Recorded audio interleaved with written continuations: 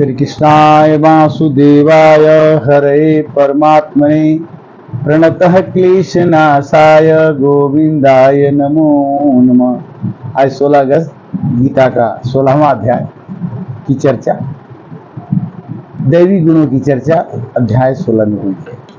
मनुष्य के अंदर दैवी गुण अगर हों तो उसका मन और जीवन सफल हो सकता है। गीता कहती है कि अभयम सत्व संशुद्धिर ज्ञान योग्य व्यवस्थित दानम दमश्च यज्ञश्च स्वाध्यायस्तपयार्जवम। अर्थात भगवान कहते हैं कि जो मेरा भक्त होता है, जिसमें दैवी गुण होता है, वो आदमी किसी से डरता नहीं है। भय का उसके अंदर अभाव रहता है, भय का अभाव रहता है भगवान के भक्त में। दूसरा गुण अंतःकरण की पूर्ण निर्मलता। मानस इसको कैसे कहते हैं? निर्मल मन जन सो मोहि भाव मोहि कपट छल शीघ्र नया। भगवान को हमेशा निर्मलता पसंद है। निर्मल मन जन। तत्व ज्ञान के लिए ध्यान योग में निरंतर दृढ़ स्थिति। भगवान का ध्यान योग में रहना, ध्यान में रहना, अभ्यास करना भगवान की प्रक्रिया है। सात्विक दान देना। दान दे करके अपना नाम मत लिखवाओ कि मैंने मंदिर में दान दिया, मैंने फलाने को दान दिया। सात्विक दान देना भी एक दैविक गुण की पहचान है। इंद्रियों का दमन। जैसे अगर आंख खराब चीज देखना चाहती है उसको मत देखने दो, नाक गंदा सुनना चाहता है उसको मत सुनने दो, कान गंदा सुनना चाहे तो श्रुतम सुतय न तो कुंडले न दाने न पाणे न तो कंडने न। मतलब कान की शोभा श्रुति वेदों के वाक्यों को सुनने के लिए है और हाथ की शोभा दान देने की। उत्तम कर्मों का आचरण करना। मनुष्य का जीवन उत्तम कर्म करने के लिए बना है और वही दैवी गुण कहलाता है। वेद शास्त्रों का पठन पाठन करना, ये भी दैविक गुण है। गुणों को, भगवान के नाम के गुणों का करना, वर्णन करना, कीर्तन करना। भगवान के नाम के गुण का कीर्तन का मतलब यह है कि भगवान ने कहा है कि जहां मेरा भजन होता है, जहां मेरा कीर्तन होता है, जहां मेरा स्मरण होता है, वहां मैं स्वर्ग छोड़ करके भी, अपना कोई भी स्थान छोड़ करके, जहां मेरे भक्त गाते हैं, हमारा कीर्तन करते हैं, वहां मैं पहुंच जाता हूं।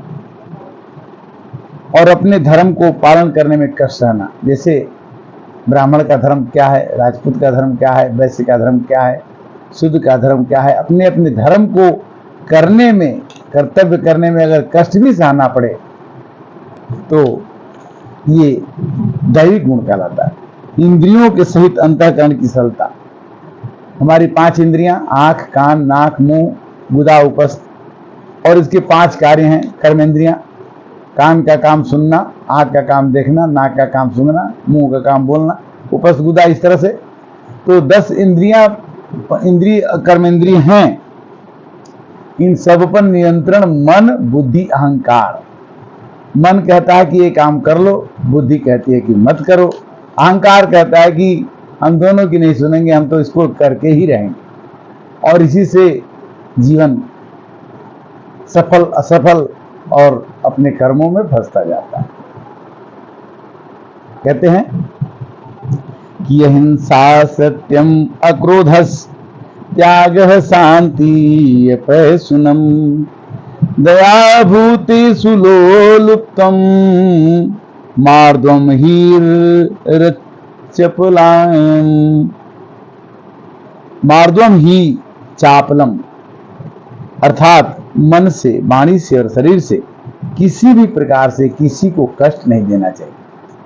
इस मनुष्य का शरीर कष्ट देने के लिए नहीं।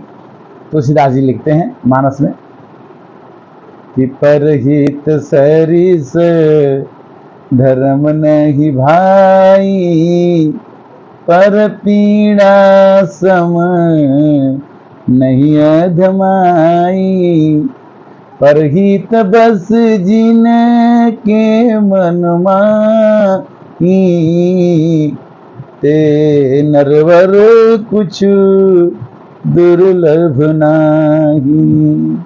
परहित लागी तजे जो देही, संतत संत प्रशंसहिते ही, संतत संत प्रशंसहिते ही। जो दूसरे की सेवा करते करते अपने शरीर का नाश कर देता है, शरीर को दान में दे देता है। दधीची ने अपनी हड्डी दे दी, राजा शिवी ने अपना पूरा शरीर दे दिया कपोत को रक्षा करने के लिए। शिव दधीच हरिचंद्र नरेशा, धर्म हेतु सहे कोटि कलेशा।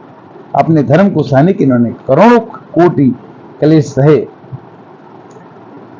दैविक गुण में अपना अपकार करने वाले पर भी क्रोध न। कोई अगर आपका बुरा भी करता है तो उस पर आप क्रोध न करें, ये आपकी दैविक गुण कराती है। एक बार एक साधु जी स्नान करने गए, 4 बजे राम राम राम करते रहते थे। एक आदमी को सोने में तकलीफ हो गई।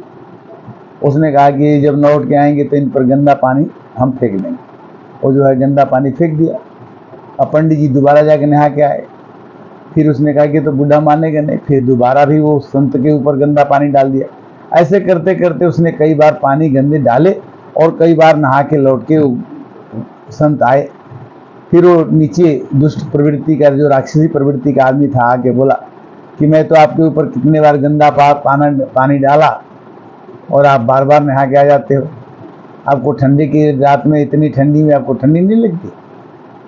संत ने कहा कि अगर आप अपना असंत का स्वभाव नहीं छोड़ते हो तो मैं अपना संत का स्वभाव कैसे छोड़ूं? तो अपना अपकार करने वाले पर भी क्रोध न हो तो ये दैविक गुण कहलाता है। अंतःकरण की प्रति अर्थात चित्त की चंचलता का भाव। चित्त चंचल होता है किंतु उसको चंचल नहीं होने देना है, यही दैविक गुण है। किसी की भी निंदा न करना। सबके निंदा जे नर करही, अहोयो चमगादड़ तब अवतरही। जो आदमी दूसरे की निंदा करता है, मानस में आता है, वो चमगादड़ बनता है। चमगादड़ की विशेषता क्या है कि चमगादड़ का केवल एक ही अंग होता है जिससे वो खाना खाता है, उसी से वो पैखाना करता है, लैट्रिन करता है। उसके 2 अंग नहीं खुले हैं, केवल एक ही जगह से वो खाना और पैखाना करता है और उल्टा रहता है, पैर ऊपर सर नीचे रहता है। जहाँ भी लटकता है उसका ये श्राप है। तो निंदा किसी की नहीं करनी चाहिए। सब भूतों में, प्राणियों में हेतु रहित दया करना। दया करना इंद्रियों का विषय के साथ संयोग होने पर भी उनसे आसक्ति न होना। अगर कोई चीज अच्छा लग गई और वो अच्छा लगने के बाद हमारे को अच्छा लगने के बाद उसके बिना हम न रह पाए, ये हमारे अंदर नहीं होना चाहिए। उसकी आसक्ति त्याग देना चाहिए। लोक और शास्त्र के विरुद्ध आचरण। लोक शास्त्र के विरुद्ध कोई भी काम ऐसा मत कीजिए जिसे लज्जा का सामना करना पड़ेगा। और व्यर्थ चेष्टा को, व्यर्थ जो चेष्टा है, व्यर्थ जो आशा है। अब आदमी किसी के पास स्कूटर है, बोले कि हमारे पास वो बस मिल जाए, कार नहीं, सीधे बस हमारी हो जाए, हम बस के मालिक बन जाएं, तो ये चेष्टा, ये लोभ, ये व्यर्थ की आशा बेकार है। जो धीरे धीरे चलता है अपने आप, प्रकृति आपको, आप बचपन हुआ तो जवानी आ गई, जवानी हुई तो बुढ़ापा आ गया, बुढ़ापा हो गया तो आप मर जाएंगे। कहने का मतलब कि जो जो आपको चाहिए प्रकृति आपको देती रहेगी। आपको किसी के आगे हाथ पसारने की जरूरत नहीं है, क्योंकि भगवान कहते हैं कि मैं अपने भक्त को कभी उदास नहीं देखना चाहता और मेरा भक्त वो चीज मांगता है उसको मैं कहीं ना कहीं से उसको देता हूं। अगला कहते हैं कि तेज क्षमा धृति शौच अद्रोहो नतिमानिता भवन्ति संपदं दैवी अभिजातस्य भारत। हे अर्जुन, हमारे भक्त के अंदर दैवी गुण में, उसके अंदर तेज होगा, उसके अंदर क्षमा का गुण होगा, उसके अंदर धैर्यता का गुण होगा, उसके बाहर और भीतर शुद्धि होगी, किसी के साथ वो शत्रुता नहीं करेगा, अपने में पूज्यता का अभिमान नहीं करेगा कि मैं बहुत अच्छा हूँ, मैं ये अच्छा काम करता हूँ, मैंने ये कर दिया, उसमें कर्तापन का भाव नहीं रहेगा। वो कर्तापन अपने अंदर में कभी नहीं लाएगा कि मैं करने वाला हूँ। दैवी संपदा को लेकर के उत्पन्न हुए पुरुष के लक्षण जो होते हैं वो भगवान पहले ही गीता में वर्णन कर दिए हैं, और इन लक्षणों को हमें सदैव ध्यान रखना चाहिए, क्योंकि भगवान के पास पहुंचने के लिए जब तक हमारे अंदर दैवी गुणों का विकास नहीं होगा तब तक हम उनके पास पहुंच नहीं सकते। तुमने आंगन नहीं बहारा, कैसे आएंगे भगवान, कैसे आएंगे भगवान। श्री कृष्णाय वासुदेवाय हरे परमात्मने प्रणतः क्लेशनाशाय गोविंदाय नमः। हरे कृष्णा।